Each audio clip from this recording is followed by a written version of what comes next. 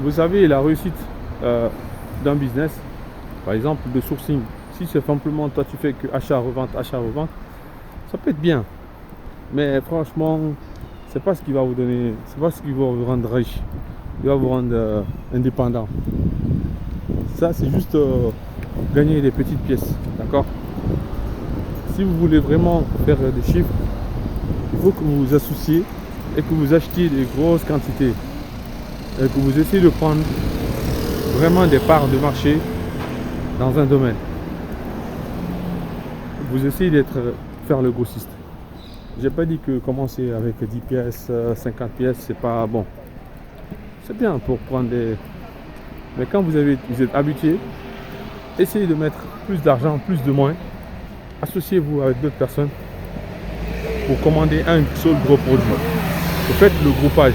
Vous savez, il y a des groupes par exemple qui font du groupage, ils achètent un seul produit. Chacun dit bon moi j'ai besoin de 50 pièces, d'autres j'ai besoin de 100 pièces. Et quand ils vont vers les fournisseurs, le prix devient beaucoup plus avantageux. Et ça c'est bon pour le business comme elle vient de le dire. Vous n'avez pas besoin de.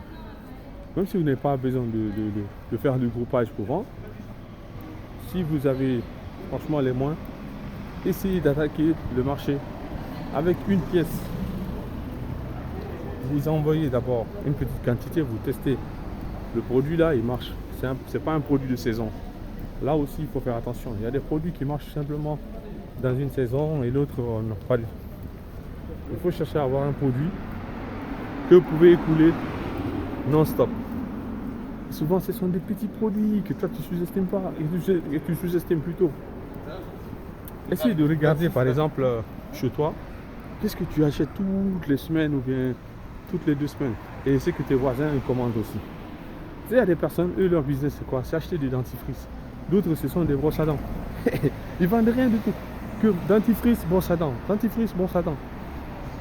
Oui, c'est ça leur business. Coton-tige, cure-dent. Des petits trucs que tu dis non, moi je ne vends pas ce genre de choses. Ça, c'est pour les gens qui sont dans le marché. Non. Et pourtant, c'est ça qui marche. C'est là où tu te fais beaucoup d'argent. Imagine que toi, tu crées ton business autour simplement de la salle d'eau. Moi, je vends dentifrice, je vends les brosses à dents, je vends les gels, le bain de bouche, je vends des serviettes, des hydropulseurs pour nettoyer les dents, tu vois. Tout ce qui est lié au visage, où tu te spécialises. Franchement, tu vas voir. Les gens vont te contacter et ils seront dans ton truc. C'est pas, ils vont pas te contacter pour acheter des bijoux ou bien pour acheter des robes. Eux, quand ils vont te contacter là, toi tu seras spécialisé ou bien ta boutique là. Je n'ai pas dit que tu ne peux pas avoir d'autres boutiques. Tu peux avoir plusieurs sortes de boutiques, mais chaque boutique a sa catégorie. C'est là où tu vas être très très fort. Je te mens pas, regarde les petits produits là, dans la cour commune ou autre là. Les gens, c'est qu'ils vont acheter toujours chez le boulanger, enfin chez le boulanger, chez le boutiquier à côté là, chez Gallo. comme vous aimez les gars. C'est ça qu'il faut vendre. Ils vendent des petites choses que vous dites non, il n'y a pas d'argent dedans. Pourtant, il y a des sous. C'est ça qu'il faut commander. Essayez de vous spécialiser et vous allez voir que vous allez faire plus de ventes. Vous allez communiquer autour de ça. Les gens vont vous connaître autour de ça.